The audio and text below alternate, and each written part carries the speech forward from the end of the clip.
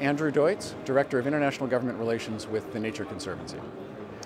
I care about climate change because working for a conservation organization, it represents perhaps the greatest long-term threat to our conservation mission to preserve the lands and waters upon which all life depends. The value of action on climate change, as opposed to the value of inaction, is really about the opportunity to preserve the life on Earth that we all depend on.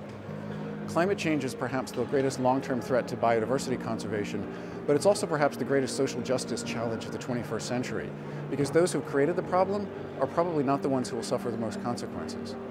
It presents, therefore, an opportunity to make the changes that we need to make the world sustainable. What's different about the conversation on climate change today is that it presents as much of an opportunity to make the changes that the world needs to see, as opposed to just a burden-sharing opportunity. We see a whole range of changes that need to happen in the world to make it more sustainable, livable, and just. And our opportunity to respond to climate change gives us the opportunity to make the changes we need in how we manage nature, how we manage energy, how we grow the world's food, to make the world more sustainable, just, and profitable.